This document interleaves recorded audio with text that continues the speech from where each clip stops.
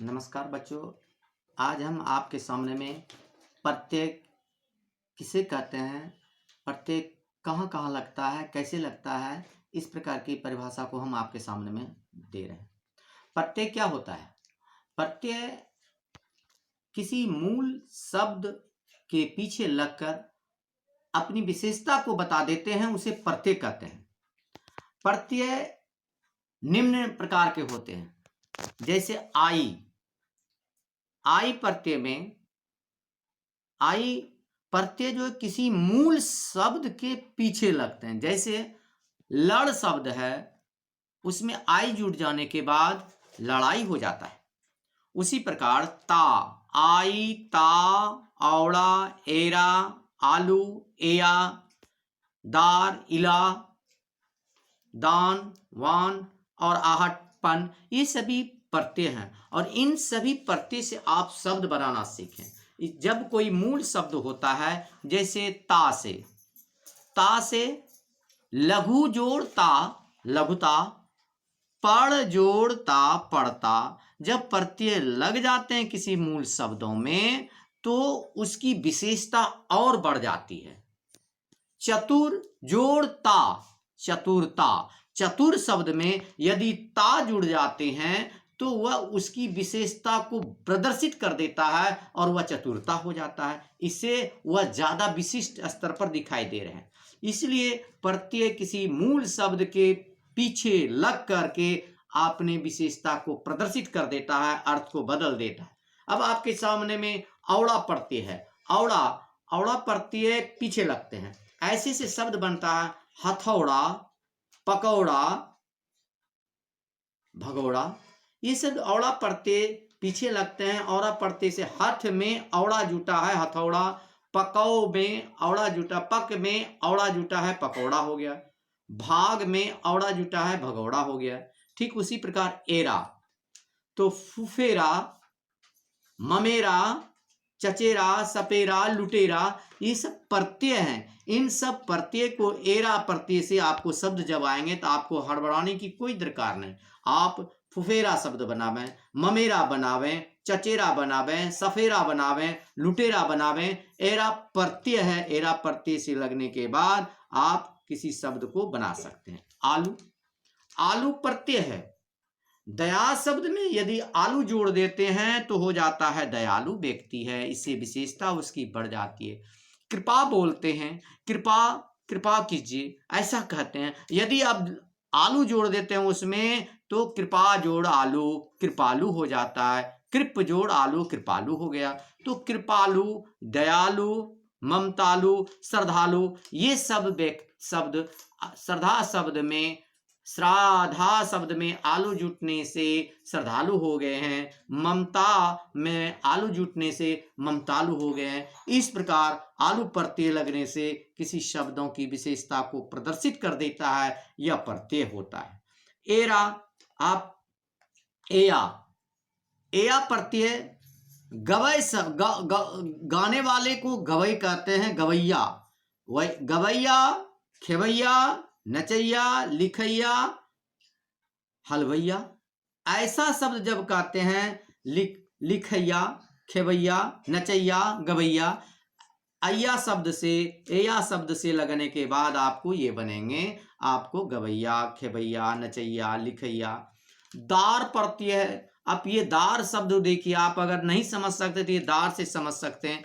Then जोरदार, देनदार, लेन जोरदार, लेनदार, चौकी जोरदार, चौकीदार होता है, पोत जोरदार, पोतदार होता है। ये नाव के खेने वाले को पोतदार कहते हैं, चौकीदार, पहरेदार करने वाले को चौकीदार कहते हैं, किसी चीज को पैसे देने को, लेन देन को लेनदार कहते हैं, दुकानदार कहते हैं, पहरा देने वाले को पहरेदार कहते हैं और मालदार कहते हैं। इस प्रकार दार प्रत्यय जुटने से वह शब्दों की विशेषता को प्रदर्शित कर देता है। अब इला प्रत्यय है। इला प्रत्यय से यदि आपको शब्द बनाने के लिए कहा जाए तो रंग में इला जोड़ दें, रंगीला हो जाता है। रस में इला जोड़ने से रसीला हो जाता है। पीला, पनीला, पनी में इला जोड़ने से पनीला हो जाता है। जहर शब्द है, जहर में इला शब्द जोड़ने से जहरीला हो जाता है, जहरीला सांप बोलते हैं। बर्फ में इला जोड़ने से बर्फीला हो जाता है। इस प्रकार इला प्रत्यय से आप शब्द बना देते हैं। दान, दान प्रत्यय है खानदान, पानदान, फूलदान, कदरदान। इस प्रकार दान प्रत्यय से आप शब्द बना सकते हैं खानदान, पानदान, फूलदान, कदरदान। अब आइए वान प्रत्यय। वान प्रत्यय से शब्दों को बनाने के लिए आपको जानकारी लेना है, तो आप सबसे पहले बनाइए मेहर में वान जोड़िए, मेहरवान हो जाते हैं। गाड़ी है और अगर इसमें वान जोड़ देते हैं गाड़ीवान हो जाता है, गाड़ी चलाने वाले का बोध हो जाता है।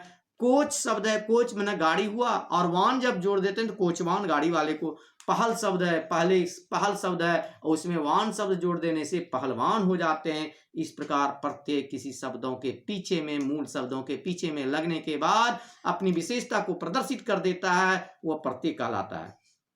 आहट, घबरा शब्द में आट लगने के बाद वह घबराहट हो जाता है। चिकना शब्द में आहट लगने के बाद चिकनाहट हो जाता है। मिला शब्द में आहट लगने के बाद मिलावट हो जाता है। सजा शब्द में आहट लग जाने के बाद सजावट हो जाता है। इसके बाद करवा शब्द में आहट लगने के बाद करवाहट हो जाते हैं।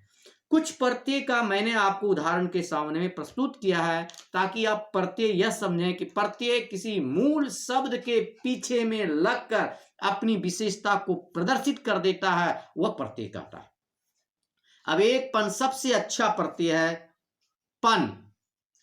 पन शब्द है बचपन, बच जोड़ पन बचपन, लड़क जोड़ पन लड़कपन, मोटा जोड़ पन मोटापन, कालापन, दुबलापन, बचपन, लड़कपन, लचीलापन। ये सारे पन है, प्रत्यय लगने से, पन प्रत्यय लगने से उसके सब अर्थ को परिणत कर देते हैं। और ये बच्चे याद रखने की जरूरत है, प्रत्यय किसी मूल शब्द के पीछे लगते। जैसे मूल शब्द है लड़, आपके दादाजी या कोई आपके बच्चे दादाजी कहते हैं देखो तो क्या हो रहा है, तुम उधर से जब आते हो तो देख करके कहते हो लड़ाई हो रही है।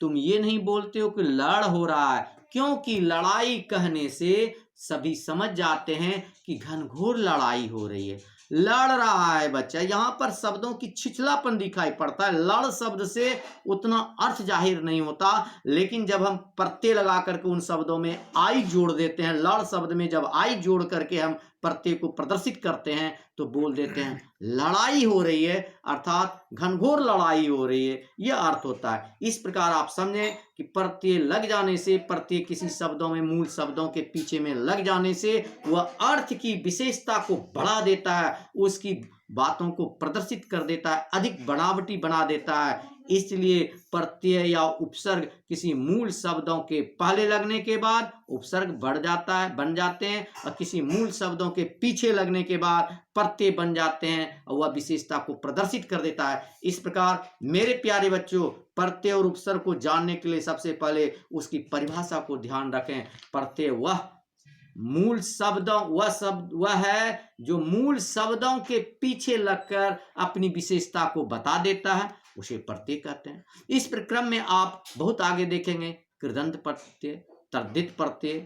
क्रिया में लगने वाले पन को कृदंत प्रत्यय कहते हैं, और तद्धित प्रत्यय शब्दों में लगने के बाद जो प्रत्यय बनते हैं वह तद्धित प्रत्यय कहते हैं। इस प्रकार क्रियापद्य, क्रिया के पीछे लगने के बाद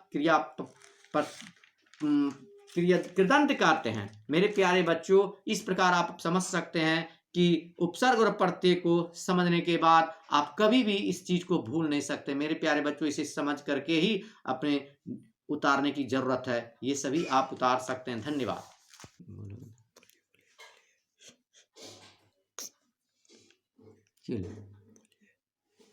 इस प्रकार आप सभी इसे प्रत्यय को भी उतार सकते हैं, लिख सकते हैं और समझ लेंगे। धन्यवाद बच्चों, धन्यवाद। धन्यवाद बच्चों। चैनल को सब्सक्राइब करें, अपने दोस्तों में शेयर करें और वीडियो को लाइक भी करें। धन्यवाद, नमस्कार, जय हिंद।